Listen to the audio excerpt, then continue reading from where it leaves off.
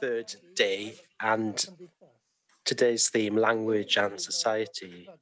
Before I introduce the speakers, I want to thank all the organisers behind the scene, the translator, and to everyone involved with this virtual conference.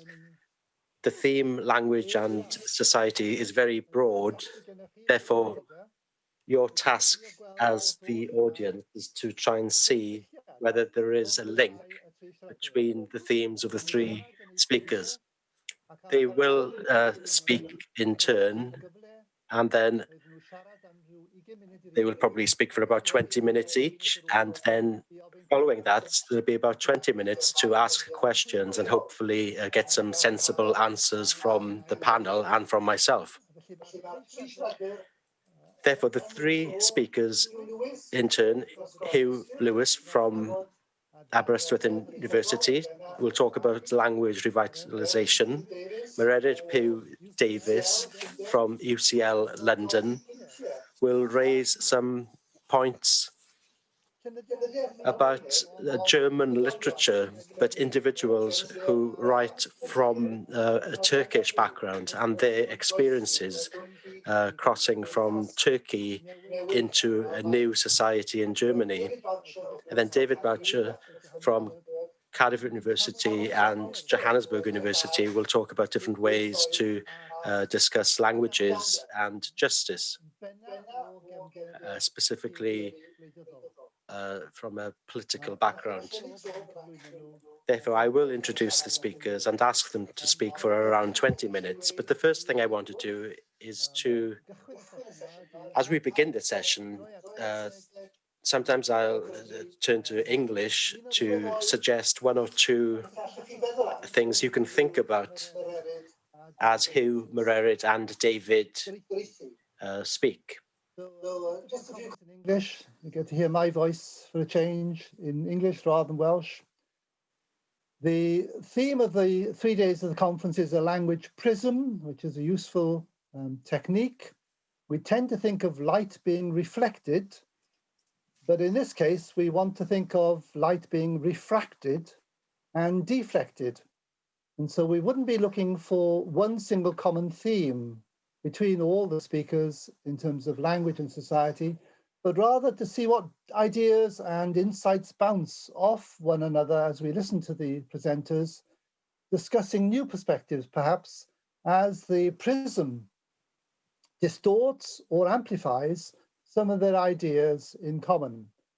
And so that we get some order into your thinking about some of the idiosyncratic insights that Hugh, Meredith, and David will be presenting, I thought of 4 themes that anticipate some of what they might say. I've not heard them present, of course, but from the title and the abstracts, I'm presuming a great deal here. But at my age, I'm allowed to do that, I think. The first is the issue of struggle. How languages, and more particularly their speakers and their groups, struggle in this complex, globalized world. It's not a new issue, of course. Humans have always been struggling for a voice, to be heard, to be recognized, and their petitions to be acted upon. The second theme might be identity formation at both individual and collective and international level. In the 3 presenters, we have a national picture from Hugh, an individual set of voices from authors that Meredith is going to discuss, and then a universal perspective towards language and liberation that David Boucher will be presenting. And then the third theme might be representation. Who gets to decide what we are allowed or encouraged to be? Is it the author themselves, the speaker, the voice? Or is it how they are categorized into a pre-existent structural order in terms of representation? And who takes note of this representative set of identities, which are often multiple, complex, and in many ways contradictory, even within the same set of speakers? Then the final theme, I'm sure, will come up, if not consciously, then certainly subtly, is power differentials between groups of speakers, groups of languages, language agencies, those who set policy for language, and those who react to the pleas or the petitions or the supplications of individuals as they make themselves known in this pluralistic world. So dyna rhai o'r themau. So those are some of the themes that will have aesthetic virtues, theoretic virtues, and also practical virtues from these presentations.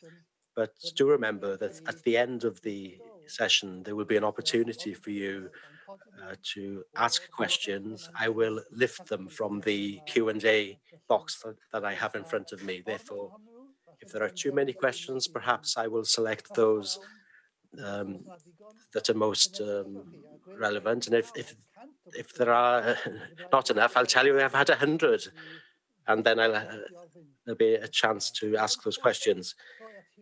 Therefore, first of all, Hugh Lewis, as he speaks, I will switch off my screen so that you don't hear me for about 20 minutes.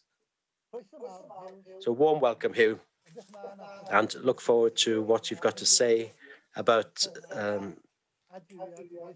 this theme of language revitalisation, mainly in Wales, but implications internationally too. Good morning, Hugh, and thank you. Thank you very much, Colin. To all those listening, I'm going to speak in Welsh, so if you want to make your way to the interpretation option, you'll be able to follow my presentation then. Just to gadarnhau bod ni'n mynd I siarad so just to confirm, I'm going to speak in Welsh. I'm also going to use some slides to convey what I'm saying. So I'm going to share my screen first of all.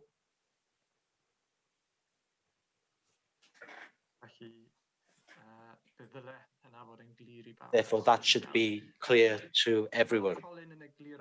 As Colin explained, the theme I wanted to discuss is language revitalisation in the context of modern changes. To just give you an overview, I'll start with some comments to explain what I have in mind, and then I'll put that in the context of some structural significant changes in our day-to-day lives, changes that I will argue that have implications to the way we traditionally think about how to proceed to revitalize minority languages.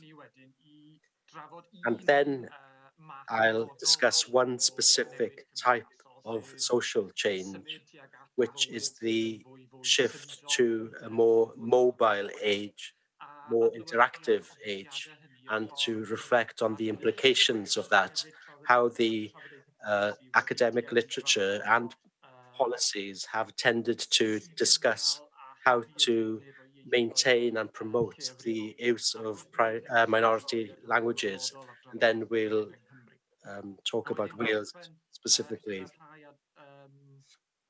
And then finally, I'll conclude with some ideas about the possible policy implications on a more conceptual level. Therefore, language revitalisation. Broadly, when I use this term, I'm talking about the effort to try and reverse the process of language shift, of moving away from one specific language, and that the efforts to revitalize language tend to put an emphasis on the number of speakers of a particular language, but also on trying to increase the social opportunities where the language is used. And significantly, the efforts to try and revitalize minority languages is increasingly common across the world. And in our particular context here in Wales, we're included in that, but it's also increasingly prominent across Western Europe. When we consider these efforts to revitalize minority languages, there are a range of participations, sometimes They'll focus on the non-governmental organizations or bodies we now refer to as the third sector, charities, etc. But increasingly, and particularly in the European context, I would argue that governments, particularly on the, that governments are increasingly prominent in this work of trying to revitalize the regional or minority languages. And Colin's own work has drawn attention to this in the European context. And there are increasingly measures that try to revitalize minority languages and touch on a range of social domains. The family home, that's the closest level to us, and through to the education system, the media, the economy, etc. And public policies try to revitalize the language and touch on these range of opportunities. However, in this presentation, what is key is that the increase in language revitalization, perhaps over the past 40 years, here in Wales and also in Europe, Catalonia, the Basque Country, Scotland, the efforts have coincided with profound changes socially, economically, and politically. And this is a long story, but just to be brief, you can see the impacts on family life, the way that family life is increasingly includes very different entities in terms of structure. There's no longer a concept of the traditional family life. And beyond that, the increasing role of women in the labour market. And that's had an impact on the way that we raise children and look after children. And that there are now different providers of care who contribute to the care of children in their formative years. If we think about community, we see increasingly that life is increasingly more interactive and mobile, and we've changed the way that we interact with people in different informal contexts, that our lives now extend across broader geographical areas, and the idea of the local community perhaps plays a less significant role in terms of shaping our day patterns, and that's a theme I'll return to. We also see changes in terms of the economy, moving away from forms of work that were traditionally associated with creating towards vocations that are more linked to knowledge and the knowledge economy. Significantly, there have been important changes in terms of governance in the European context, and as we've seen here in Wales, we see the more regional forms of government and regionalisation, and that's been significant in terms of language and minority languages, but also changes in the type of bodies that implement public policy, where the development and implementation of policy is less focused on government and more emphasis on non-governmental bodies and agencies. A range of significant changes that I would argue all have implications for some of the traditional ideas fundamental to the way that we have traditionally tried to revitalize minority languages, that these themes have all been subject to changes that all to some degree overlap and how we think about minority languages. And that basically was the aim of the project I've been involved with over the past 2 or 3 years. So this is a kind of short commercial break before we move to the next part of the presentation. I worked with Professor Wilson MacLeod in Edinburgh and Ellen Royals from Aberystwyth University. we had a series of workshops from practitioners, and the aim was to consider the relationship between the social change that I've just mentioned and how we have traditionally discussed the factors that impact the minority languages and how we think anew about methods to try and change the situation. And this has led to briefing reports that are available online if you're interested. And also a forthcoming edited volume, which will be published in the new year, hopefully. What I want to do in the rest of the presentation is to focus on one type of community change that I've referred to, and specifically this idea of the change in our understanding of community, the role of community in our lives, and the significance of mobility and how that impacts on the way that we think about day-to-day language use, how mobility influences where we spend our time and how we use language. And this, well, another one of my colleagues, Rhys Jones, and a number of the ideas also arise from the volume that we worked on recently here in Aberystwyth, worked with Rhys Jones. The starting point for the following comments is the argument that a lot of the traditional literature discussing the minority languages discuss how you can practically proceed to change any deterioration. And this has tended to place emphasis on the role of communities, territorially defined, and often rural communities, where there is a concentration of individuals that speak the target language, the language that we want to try and support and revitalize.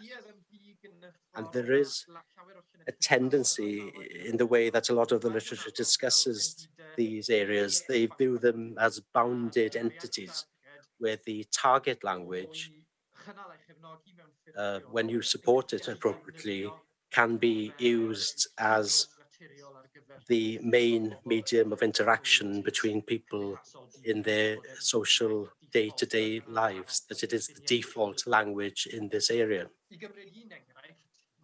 To take one example, and this goes back to the early 90s, but I would argue that this work is still very influential and still permeates through a lot of the work of Joshua Fishman. And Fishman is one of the authors that's also influenced a lot of work on the Welsh language. And he's famous about a very locally based language planning and the emphasis on building neighborhoods in the geographical sense, and an emphasis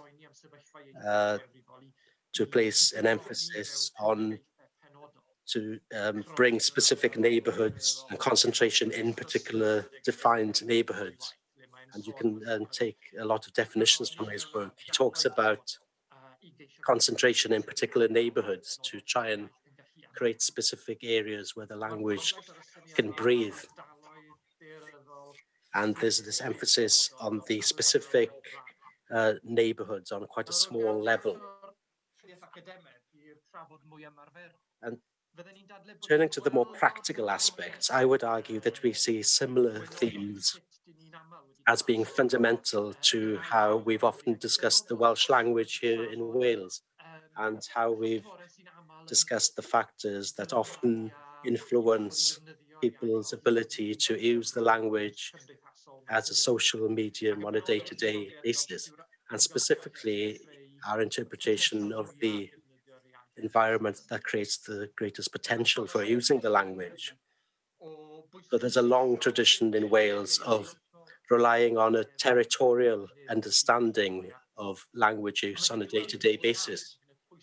And this is most evident in the emphasis placed on community when discussing the factors, the idea of a territorial bounded local community.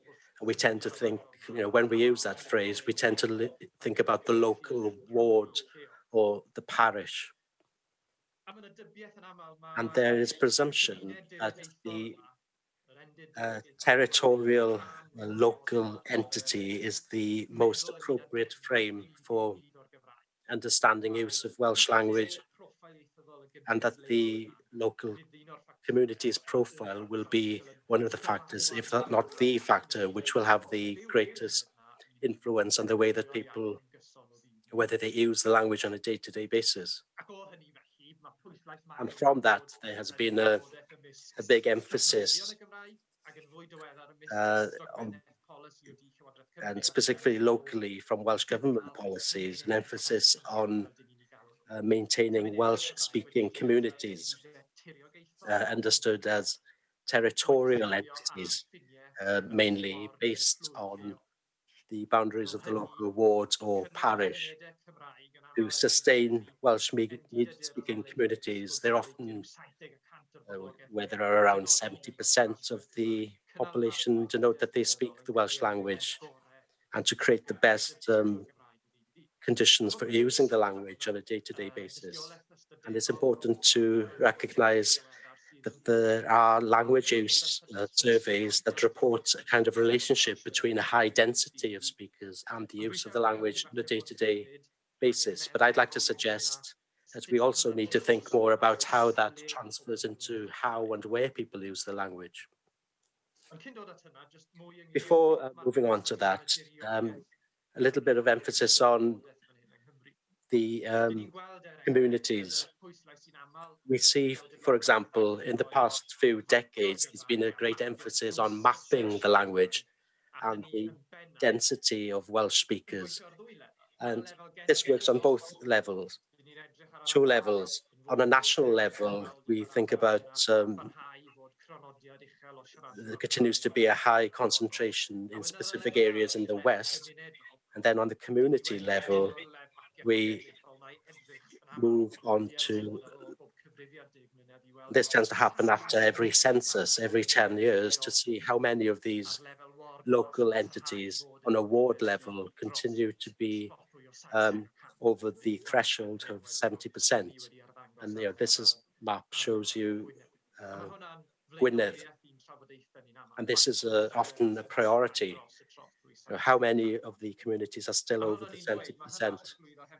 And then that transfers into the spirit of a number of policy documents.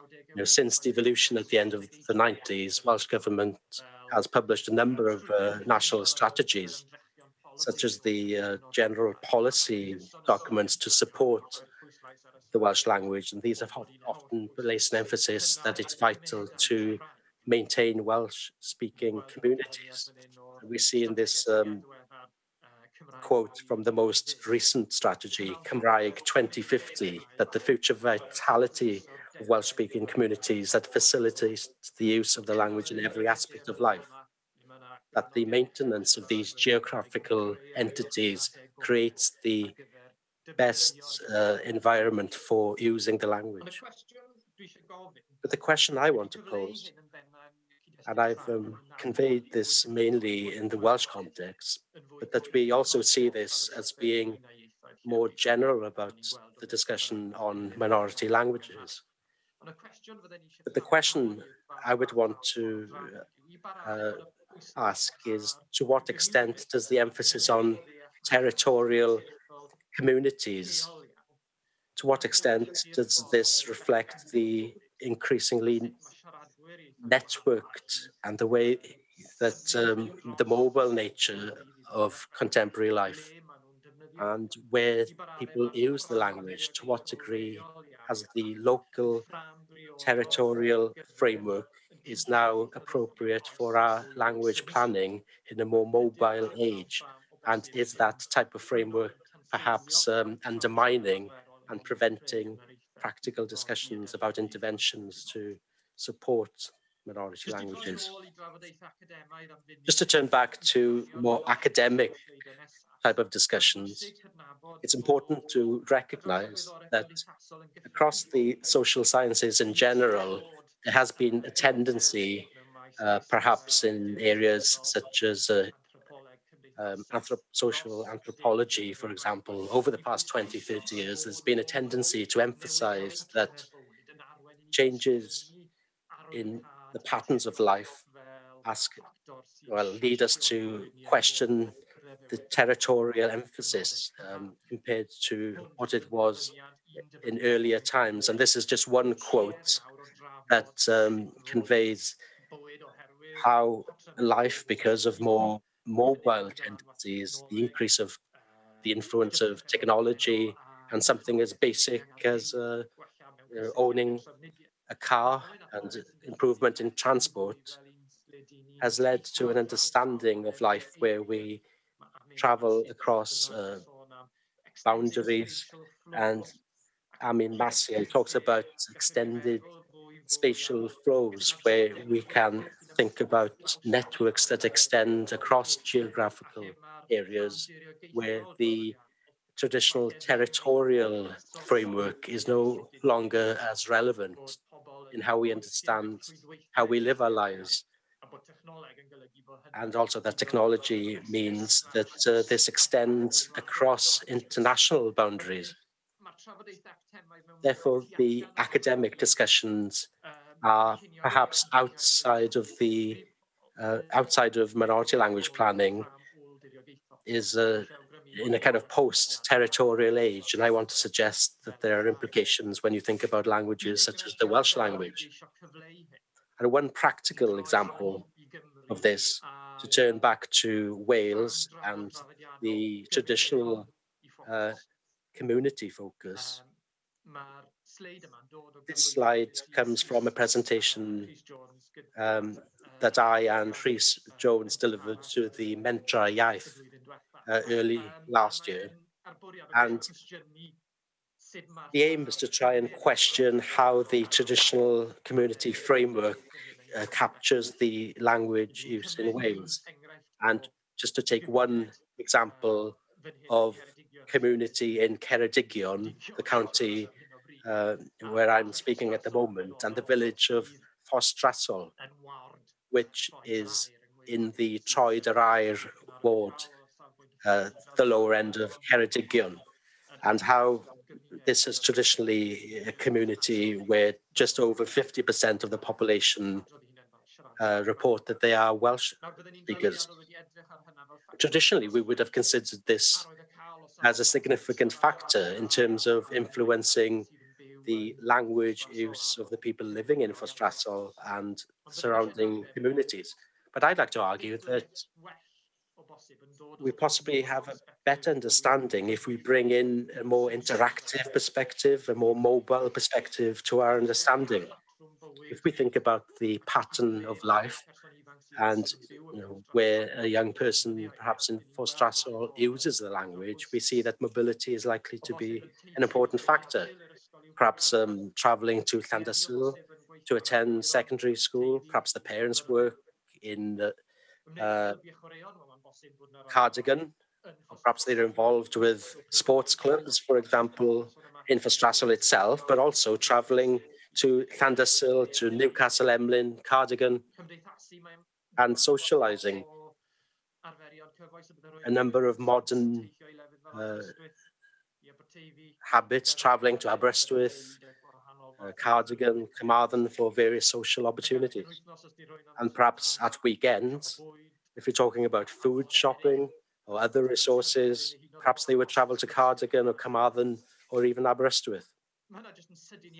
So that's just a brief example to try and convey the idea that mobility and moving is going to be very influential on how and to what degree this person will use a specific language on a day-to-day basis, and to what degree our understanding of the community that the person actually spends the night in feeds into our understanding of how they use the Welsh language and how and where we need to intervene to try and influence on this practice.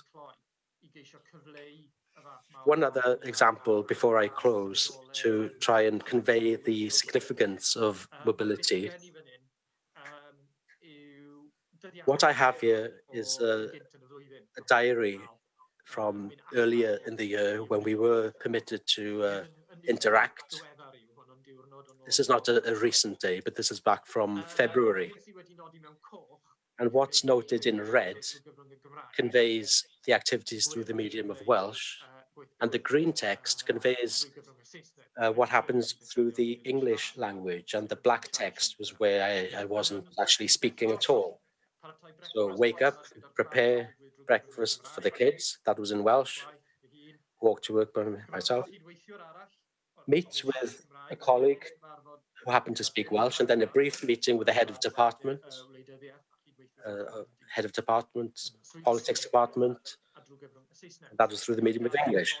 Then delivered a lecture on the first year module in Welsh, and then back to the office to meet a PhD student from Scotland. Then attended a lecture as part of one of the Coleg Cymraeg's modules, but this was delivered with a co-worker via video link. Then back to the office to reply to email correspondence. At that time, I was trying to arrange a project with colleagues from other countries, and that correspondence was answered in English with colleagues from a range of countries. Then collected the children from their grandfather's house, that was in Welsh. Then went to Morrison's.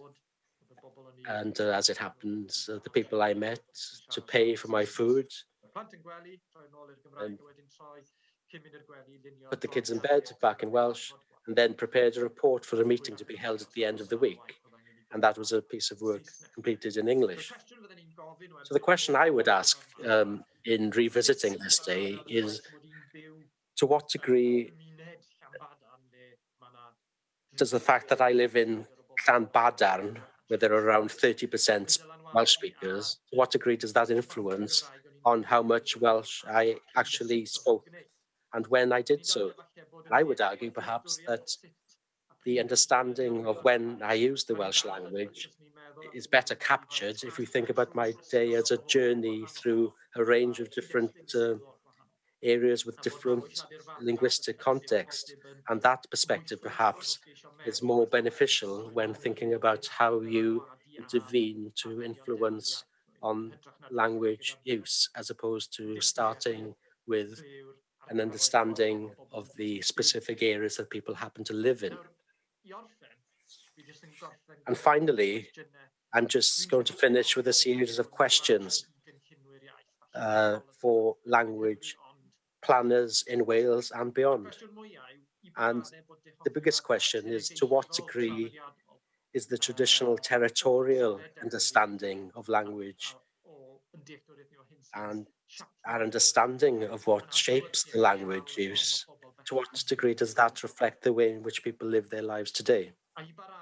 And to what extent, therefore, does the linguistic profile of a specific area where people live, to what degree does that shape day-to-day language practices? To what degree does that influence on the day-to-day practices?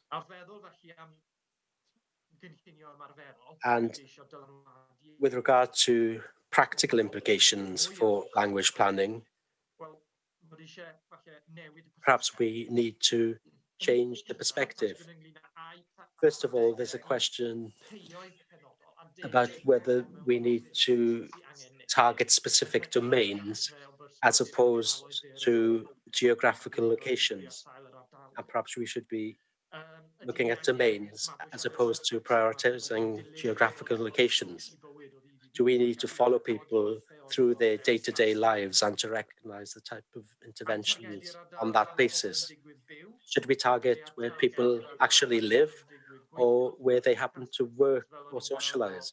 Because as we saw from the young person from Frostrasol, there can be quite a big difference in terms of where you live as opposed to where you socialize and work. and significantly, in my view, is the question regarding how we arrange this and organize this on an organizational level, because a lot of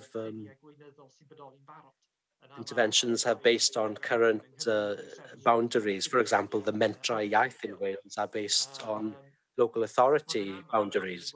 But often, as we saw again from the Fostrasol example, daily life doesn't always live according to these defined boundaries. And people do travel across administrative boundaries. So there is a challenge here with regard to how we organize interventions to influence language use, that people aren't closed into their boundaries or the regional boundaries that tend to be the basis of language planning. And I think I've taken enough time, so I'll finish for now and I'll answer any questions arising from my presentation.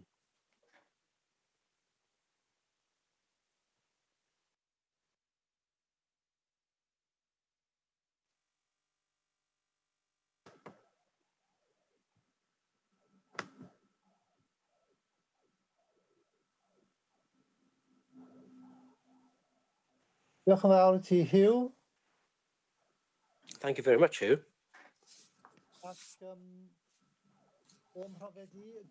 From my experience, you're almost reflecting the discussions we've had over at least 2 generations about how the Welsh language and other languages such as the Catalan and the Basque language have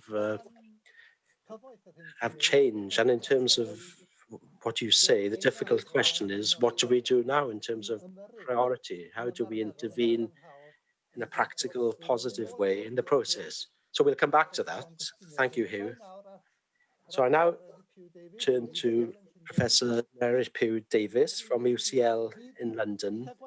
You've taken us to quite a different world in terms of experiences, but fundamentally, she will be talking about some complex matters in relation to how to transfer from life in one area, the place of birth, and using the mother tongue to live in a different country, in Germany in this instance, as she discusses modern literature from Germany and specifically an individual from Turkey. So thank you, Merit,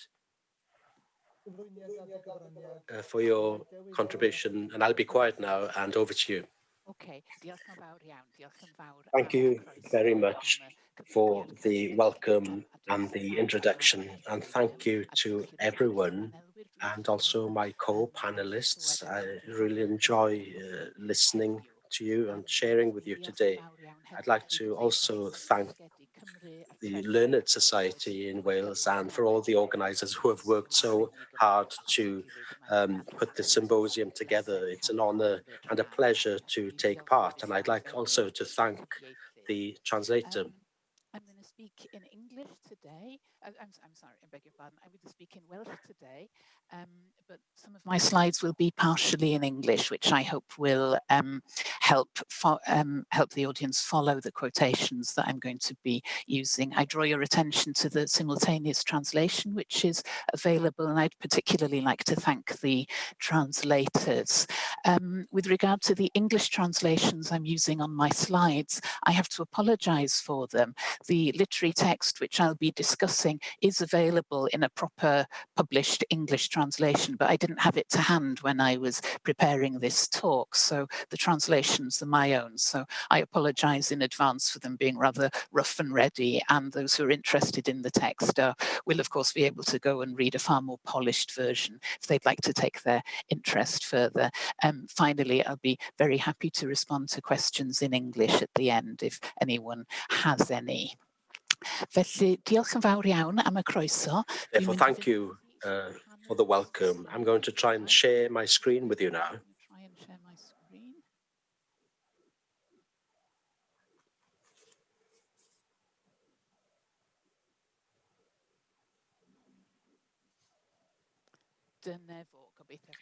There you are. I hope you can see that.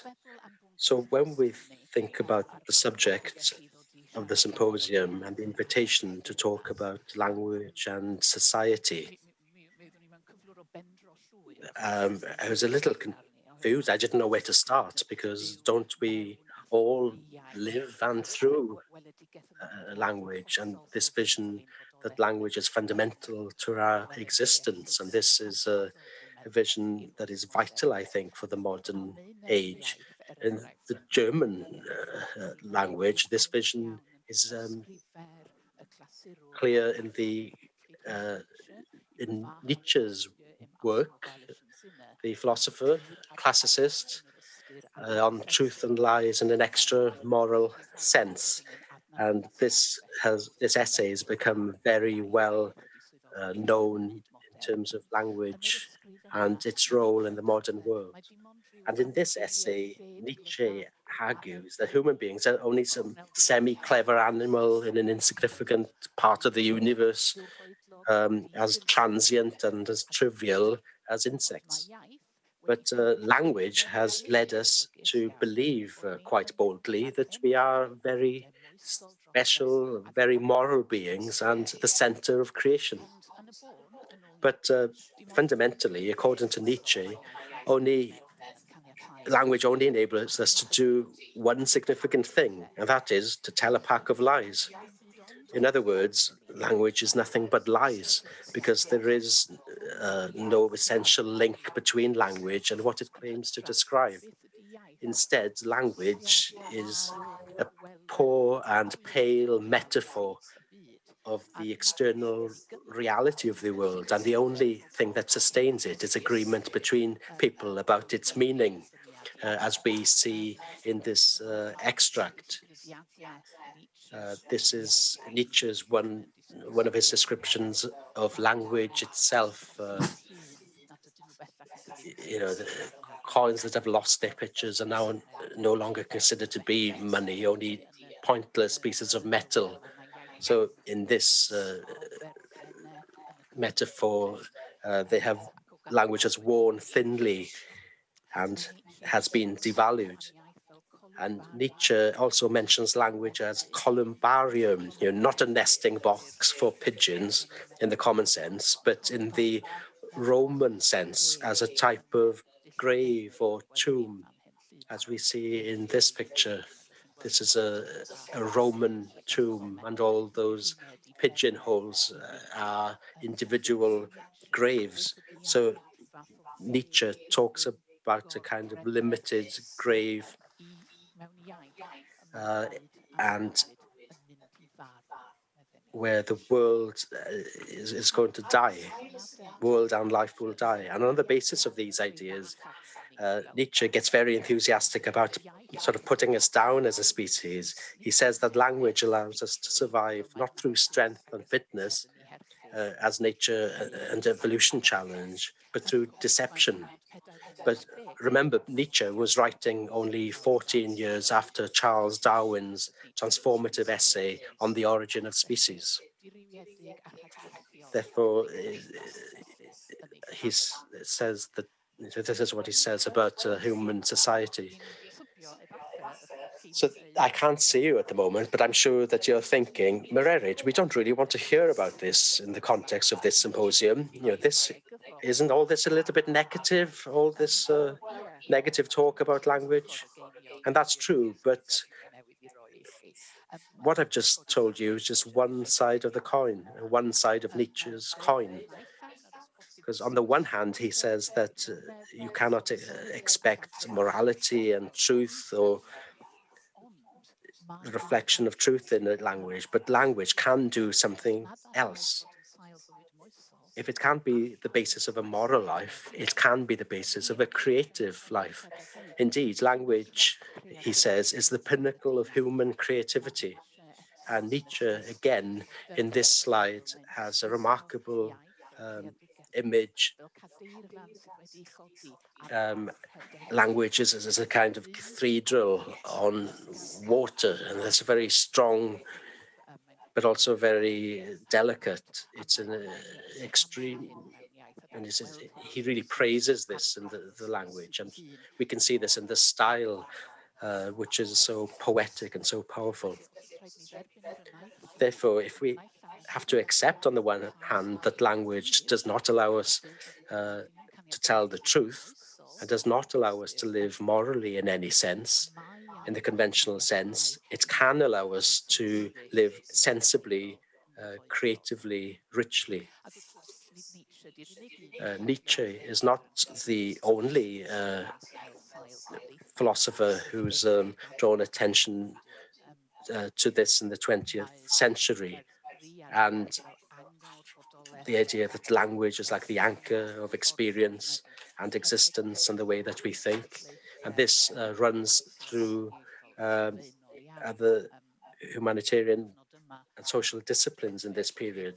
It was said that language itself was the queen of the disciplines, and this brings me back. So where do we start to talk about this? So I thought what I would do is introduce far more modern German literary work, which also highlights the fundamental place of language in society and identity, but in a very different way to Nietzsche.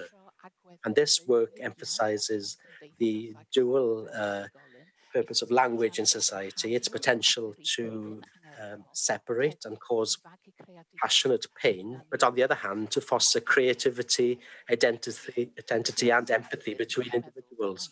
So on a number of levels, I think that the book I'm going to talk about offers a kind of response to Hugh's discussion earlier about what's happening to language in the context of migration and international context, in the post-territorial context, what happens when the language moves out of a community, out of a society, and is taken out of that geographical boundary. What happens to a language, and what are the possibilities of the language? What type of alternative community can be produced? And I think that the book I'm going to talk about offers a kind of answer to those questions.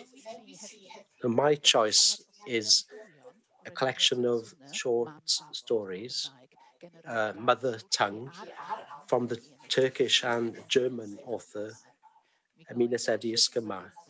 This book was first published in 1990, and it's now considered to be a modern classic in German. It's been widely translated to English, as I mentioned, and it was selected as International Book of the Year by the Times Literary Supplement in 1994. Özdemir is now one of Germany's most prominent and distinctive contemporary writers. She was born in Turkey and she first came to Germany as a young woman in 1965. And as like many compatriots, she worked in a factory in West Berlin.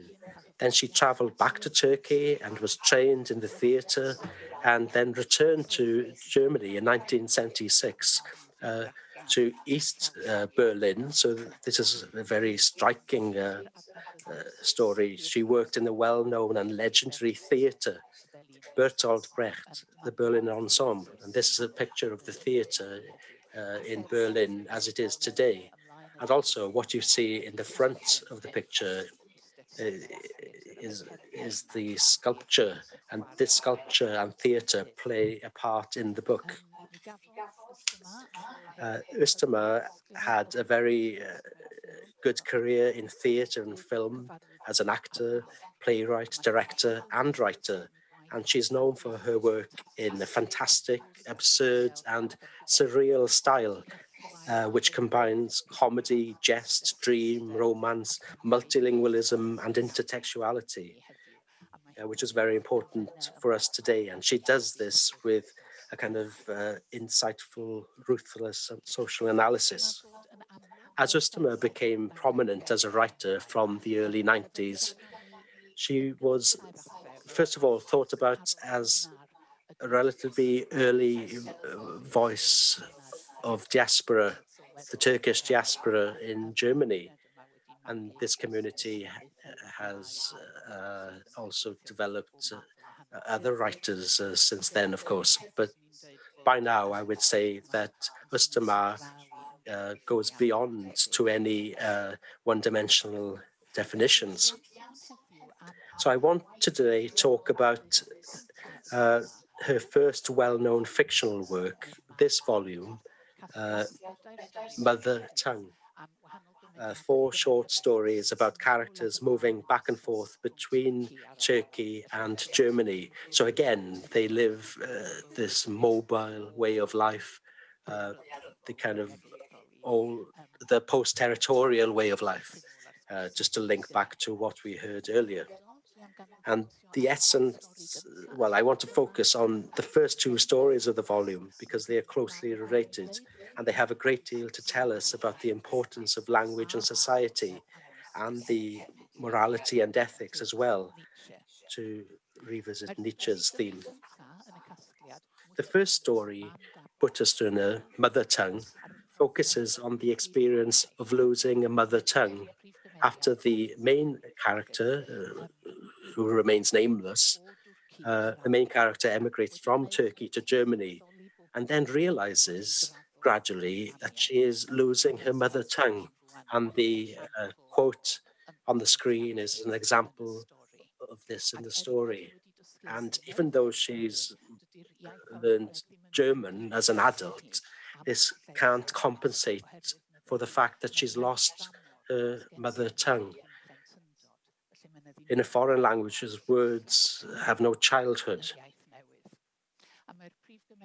And the main character then reflects on when this loss occurred, and she considers different answers. For example, she describes seeing the cathedral in Cologne, this cathedral we heard from Nietzsche. So it's a very interesting selection. And she describes seeing this well-known cathedral in Cologne. And this reminds us of a number of things. That's the famous cathedral. And this is a very well-known image from the surreal film that's considered a classic. I'm sure it's not a coincidence that there is a likeness between the description of losing a language and what we see in this image. Somebody putting a razor near somebody's eye, and this shows the kind of rich links between her writing. But whenever she actually lost her mother tongue, she has lost it, and then she wants to know how to regain her mother tongue, and she decides to do this in quite an original way by proceeding to learn Arabic, because she feels that the Arabic is an important source for modern Turkish. And up until 1927, the Turkish language was written in Arabic. But in 1927, they decided to write Turkish in the Latin alphabet. And this is how the main character has learned to write. And then she realizes that she's been given a completely different education to her grandfather, that her grandfather learned to write Turkish in the Arabic alphabet. And as a result, she realizes that there's a big gap between her and her grandfather. And she realizes that if she and her grandfather had to communicate in writing, she would be unable to do so. So she thinks that by learning Arabic, this is going to bring her slowly back to her mother tongue, that she's going to have a different way of accessing Turkish through this Arabic knowledge. So we have the story of the lessons. And this is the second story called Grandfather Tongue. So the main character living in East Berlin finds an Arabic teacher in West Berlin, so therefore regularly crosses the Iron Curtain for her lessons. And again, this is very suggestive in itself. And the Arabic language and writing fascinates her. There are some beautiful descriptions of the Arabic letters. And for example, in this quotation, and soon the main character and her teacher fall in love. And they express this through the medium of language. They read, they write, and share lyrical, passionate language and dreamlike stories, as well as reading scripture and literature together. And they also often compare Turkish and Arabic words and look for similar words and discover some, this is just a brief example of the type of dialogue which was very important in the story, because they were able to look for similar words or equal words.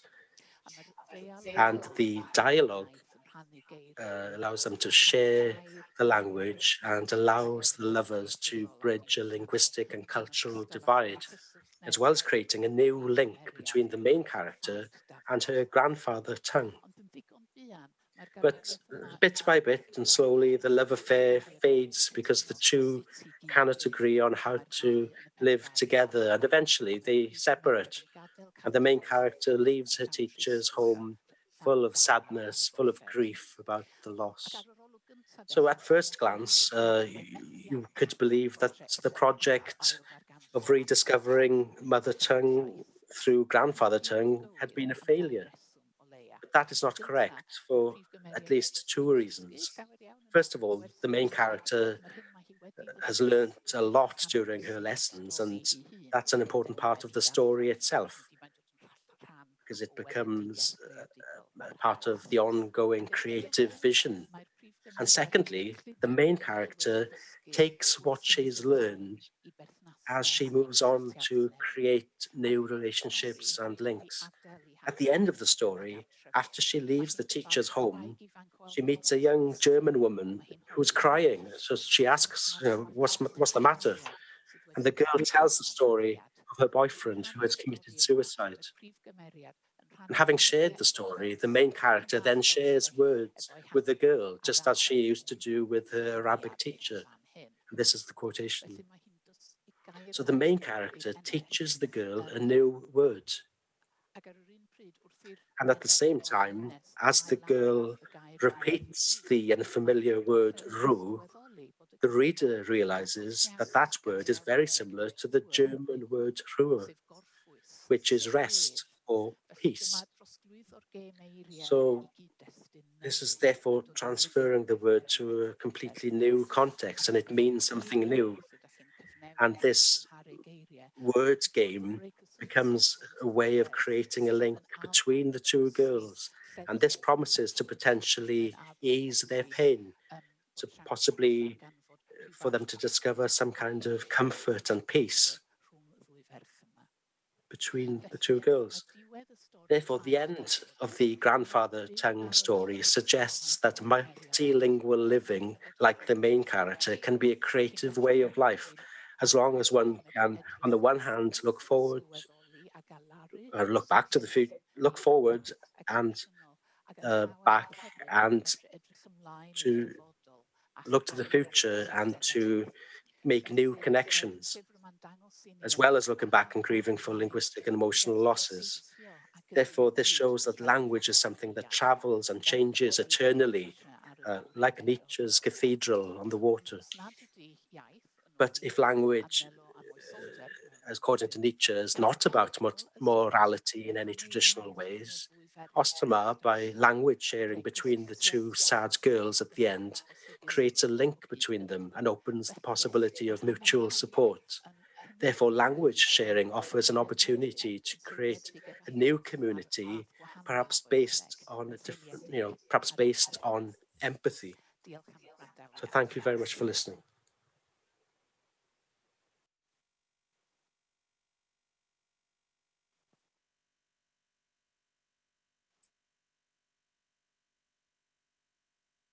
Reit, wel, diolch i ti, Hwnna'n wych, o'n i'n hoffi'r ffaith bod ti'n datgelu.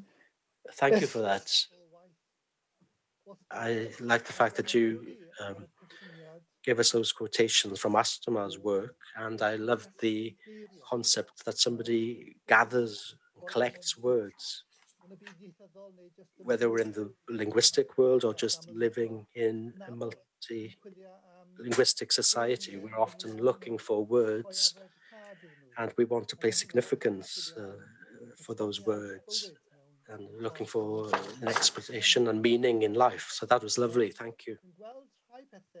I can see some matters that link into what Hugh was discussing, but I'm seeing more aspects to what David is going to talk about in a moment, language and liberation, because in a way, what Meredith was talking about was this idea that somebody is liberated through experience, not just making the most of life, but experiencing life with all its mystery and all its problems, and searching for a means to live as we travel. And in a way, this is what David Boucher is going to discuss, the different ways that people who are under some kind of suppression or some kind of frustration, who look for ways to escape and to resist, and in the long run to succeed, to represent themselves in a very complex way. So over to you, David, and to Swansea Bay and the mumbles. At least it's not raining in David's back garden today. So over to you, David. Orida, thank you. I'm going to talk about language in relation to the liberation struggles, particularly in Africa, but elsewhere as well, mainly the middle of the last century. Now, I spend a few months a year in South Africa, where there are 11 officially recognized languages. Many more are spoken, of course, and the language of government and administration is English, despite the fact that only 9% of the population speak it as their first language, as opposed to 24% whose first language is Zulu. The Rhodes Must Fall campaign, with which you're all familiar, I'm sure, and the popularity of the movements for decolonization of the curriculum and of the mind, as well as the growing criticism of Nelson Mandela as someone who was complicit with neo-colonialism, testify to the continuing dissatisfaction with the colonial heritage. South Africa, as I'm sure you're aware, has a connection with Wales insofar as it compared itself with Wales as a small nation. And Tom Ellis was an admirer of Rhodes and indeed of South Africa in general. When he traveled from the Cape to the Orange Free State, he was pleased by the fact that there were many Welsh station masters on the route. Now, in relation to what we're going to do now, I'm going to look at language and three arguments which were put forward during the liberation struggles. And they mainly relate to the imposition of Portuguese and of English as the main languages of the colonizer, including French. Now, language is one of the principal instruments of control and oppression through which the superiority of the colonizing culture is imposed, not only as the language of officialdom, but also through control of the curriculum in schools and universities. We mustn't forget the fact, take Kenya, for example, that the education system had British examination authorities setting the papers. And many of the universities in Africa were validated by the University of London. So it was controlled by English-speaking people. Nelson Mandela lamented, and I quote, "The education I received was a British education, in which British ideas, British culture, and British institutions were automatically assumed to be superior. There was no such thing as African culture. At Alliance High School in Kenya, Ngugi wa Thiong'o learnt from Principal Smith not to overcomplicate sentences in English and to follow the example of Jesus, who spoke perfect English.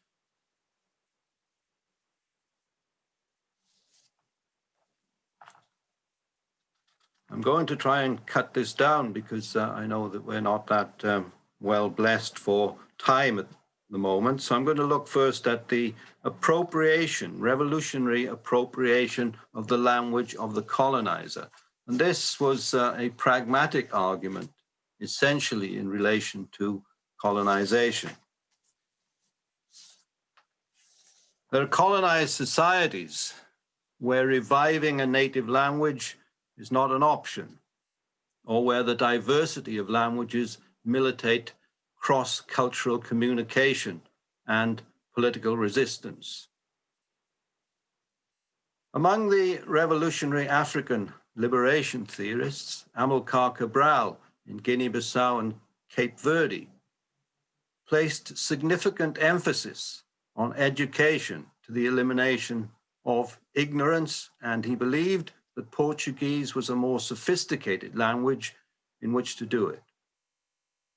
Cabral maintained that it was no longer possible to communicate effectively through the indigenous languages because of the diversity of the written form and lack of phonetic uniformity in a language such as Balanta, the language of the largest ethnic group in Guinea-Bissau.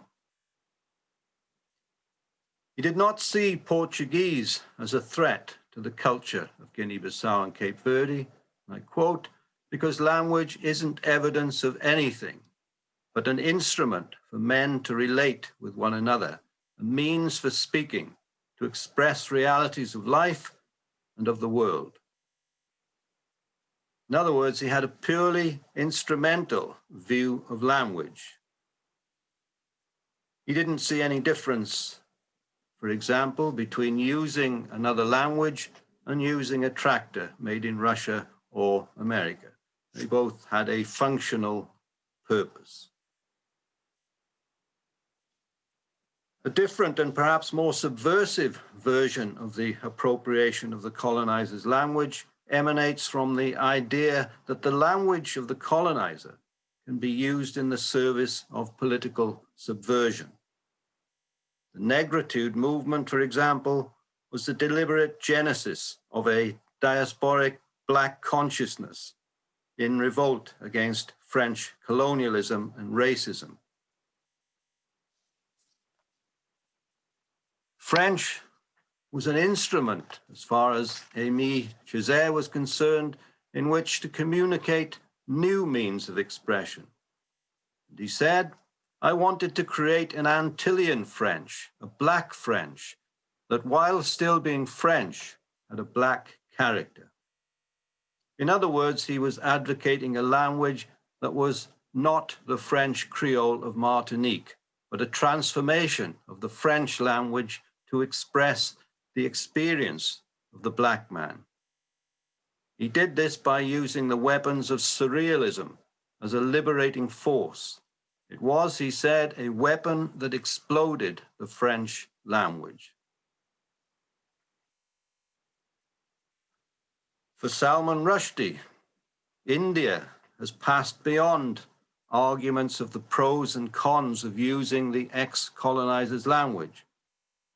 Indians have domesticated and remade it, appropriating it as their own to the extent that the children of the independent India appear not to view English as irredeemably tainted and use it instead as an Indian language in the service of their own designs. Yasmin Alabai Brown argues that in India, the language of subjection and control was appropriated with a considerable degree of imagination and dexterity. So in other words, the language of the colonizer can itself become an indigenous language. The second argument, which rebuts completely, doesn't necessarily refute, but it rebuts the idea that one should develop the colonizer's language and makes it one's own. And this is the idea that language is integral to identity and is the repository of culture. One of the common features that punctuate the literature that calls for a return to indigenous languages, and as we will see also Pidgin and Creole is in this category, is the view that they are authentic expressions of the lived experience of a people and culture. They give primacy to the ordinary person or peasantry as carriers of traditional life, whose emotional being is expressed through the unique character of their language. Freire argues that to teach literacy in the language of the colonizer is to reproduce a neo-colonialist, elitist mentality, denigrating indigenous languages as inferior. The peasants are frequently elevated in post-colonial literature to the status of guardians of culture and language, because they are further distanced from the taint of imperialism than the emerging bourgeois classes. Insofar as language is constitutive of the lived culture of a people, to make the language of instruction that of the former colonizer is to disengage lived experience from literacy. I want to focus on Ngugi's argument in relation to this strand. Now, Ngugi argues in his Decolonizing the Mind, the Politics of Language in African Literature, published in 1986, that his intention is not to denigrate the talent and genius of Afro-European literature written in English, or indeed in French or Portuguese, but to highlight once again the pernicious effect of colonialism in not only stealing the art treasures of Africa to decorate their homes and museums, but also the treasures of African minds to enrich their languages and cultures. Africa, he declares, needs back its economy, its politics, its languages, and all its patriotic writers. There is in Africa, he argues, a struggle between two opposing forces: the imperialist tradition maintained by native flag-waving ruling classes, complicit with an international bourgeoisie on the one hand, and a tradition of resistance on the other, spearheaded by the peasantry and proletariat, assisted by progressive elements from the petty middle class, including patriotic students, intellectuals, and soldiers. At the center of these two opposing forces, Ngugi tells us, is the issue of language.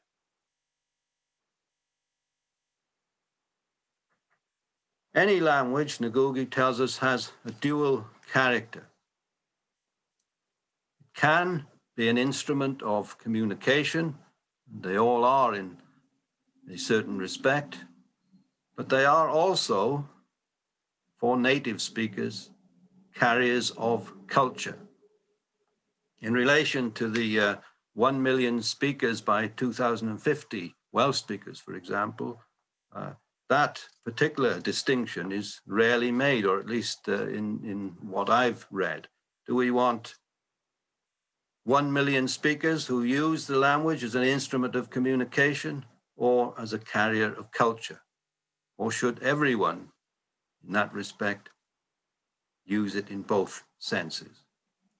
Yesterday, it was suggested that teaching Welsh without the culture, and indeed without the history, was a perfectly adequate way of doing it. Well, in that sense, you're teaching it as an instrument of communication. Culture, Ngugi argues, is almost indistinguishable from language, in that language enables cultural genesis, growth, consolidation, articulation, and generational transmission. Ngugi contends that, and I quote, a specific culture is not transmitted through the language in its universality, but in its particularity, as the language of a specific community with a specific history. Written literature and orature are the main means by which a particular language transmits the images of the world contained in the culture it carries. Ngugi is dismissive of Senghor. Senghor was one of those people who argued that you should appropriate the French language. He was central to the Negritude movement. Ngugi dismisses Senghor for capitulating in the face of the imposition of the French language upon him and becoming subservient to it, and denigrating African languages whose words he believed were saturated with sap and blood, whereas French words, and this is a quotation, send out thousands of rays like diamonds.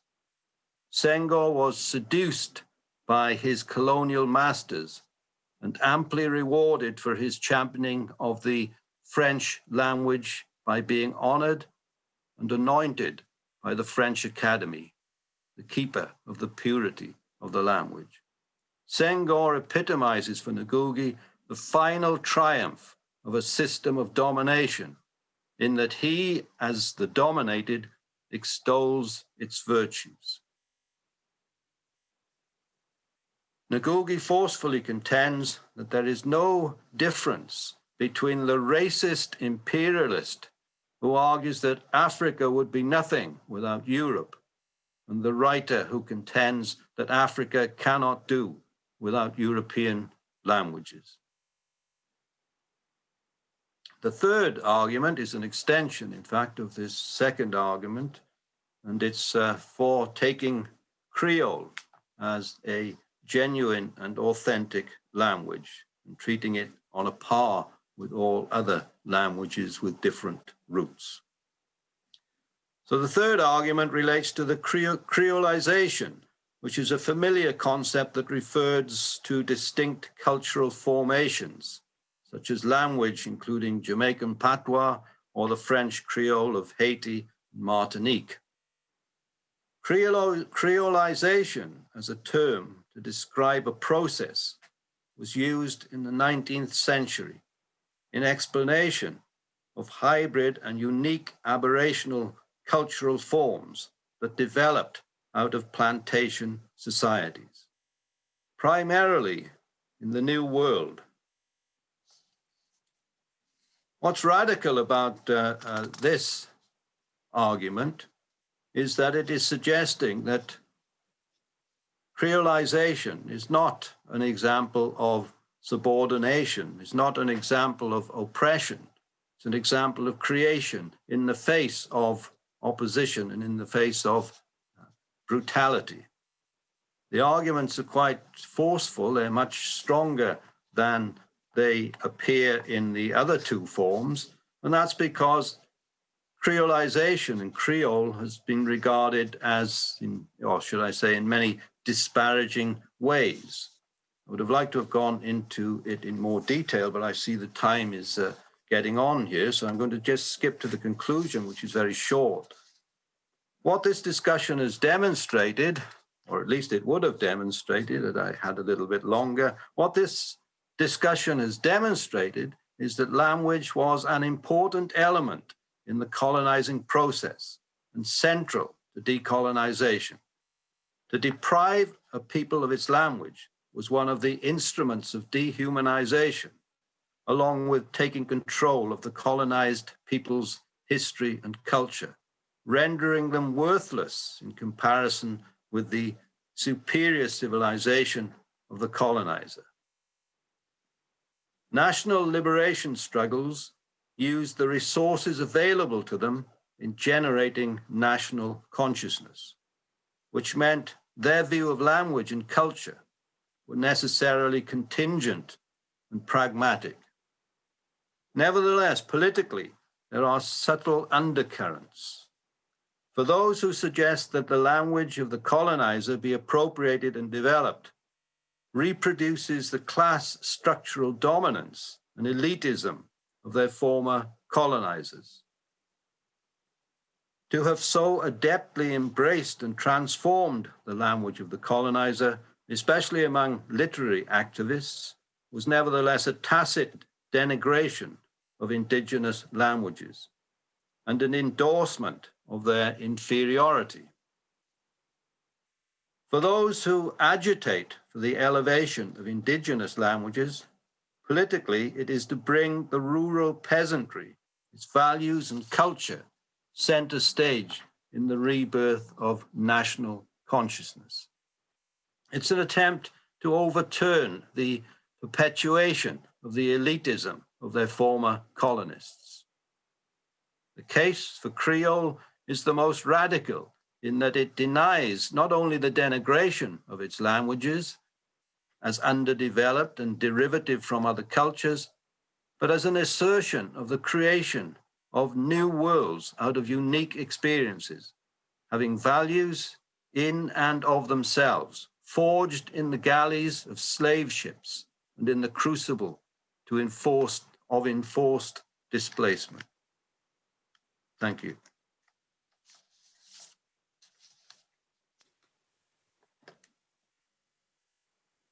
Wel, diolch yn fawr iawn I ti, David. Thank you very much, David. We'll come back to you towards the end. There's now an opportunity to ask questions. There's one question for each one of you in turn. And some, Glynis Roberts, for example, says that's her experience exactly when you talked about living in two languages in Ceredigion. This is just as true in the southeast. One question for you, Hugh.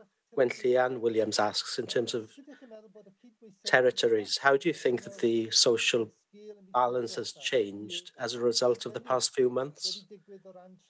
The kind of polarization, spending more time in our geographical areas and more virtual socializing, and what will be the impact of that on language planning?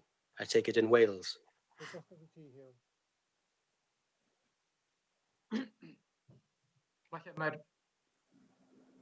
Perhaps the first thing I would say in terms of the recent impact on language planning, before proceeding to any questions about intervening, the first question to consider, of course, across policy areas will be the economic implications of this period and on the government's work, and perhaps we can expect that there'll be more emphasis placed on language planning. That's one factor, specific political factor arising from this time.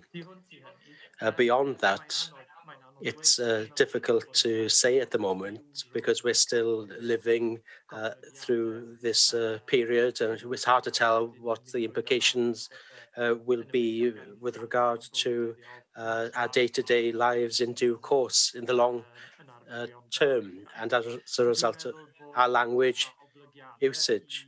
I think there are implications to the increasing use of technology, and I would think that specifically in the context of the efforts to increase the use of the Welsh language in the workplace, they could be significant.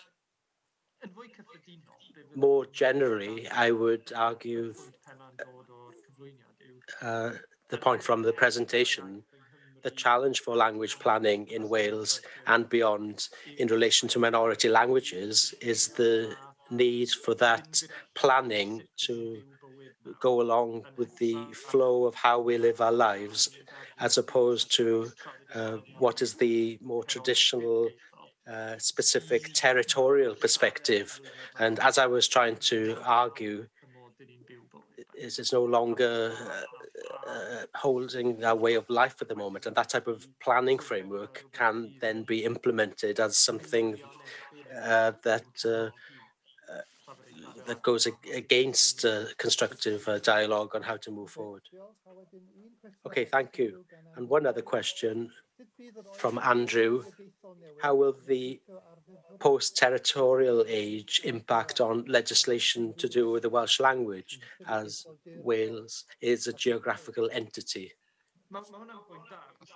That's a good point, because I would, if you develop the debate, the argument fully, there is a danger of going overboard with the post-territorial narrative. I think there is, in a way, a kind of tension to be seen, because on the one hand, politically, the past few decades have been ones where territory has been extremely significant. The work of Michael Keating, the political scientist, is key in this way. In a number of ways, territory has been key for political development, particularly in terms of regionalization. And in the context of language, territory is important in a number of ways. If we think about language legislation, then legislation has to belong to a specific area of land, to a specific jurisdiction. So I wouldn't want to be seen as developing an argument that territory is no longer relevant. But what I would say is that if we're going to look at the role of territory in terms of social usage, so as opposed to the official public life, but when we think about the use of language in the more informal ad hoc usage, then there is a role to question the way that territory on a small territory level has tended to frame how we talk about minority language and the social usage. Thank you, Hugh. A question for Meredith. When thinking about the process that you've outlined of losing a language, that the young generation perhaps in Germany, how do you cope with this tension between wanting to be learned in German and also not forgetting their roots? Because talking about how David finished just now, is there a kind of new reality amongst the Turkish people in German where they create new words from both languages, and therefore, in a practical sense, it is very important, but perhaps they lose some of the purity or authority in expressing themselves as a young generation? Is that a practical question that's of importance in your context?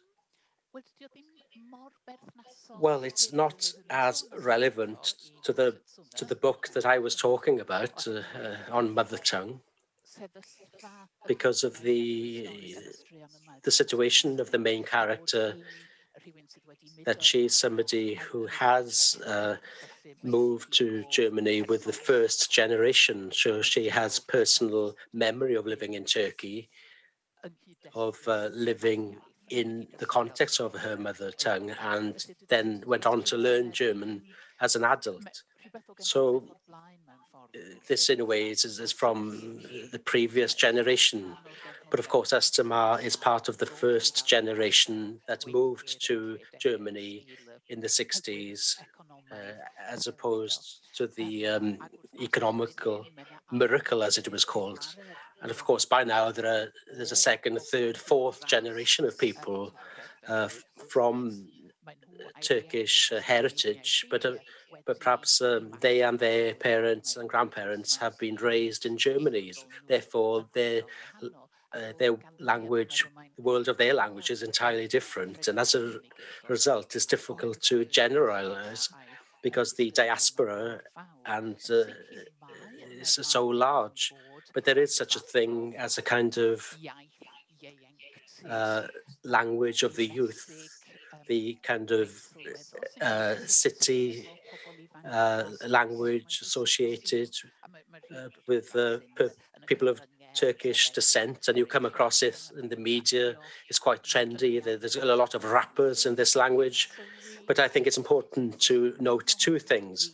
Firstly, that it's not just the Turkish influences that become part of the kind of language of the street, as it were, but all kinds of languages influence it. Turkish isn't the only influencer on the kind of urban culture. That's one thing. And another thing to note, how flexible the users of this urban language can be.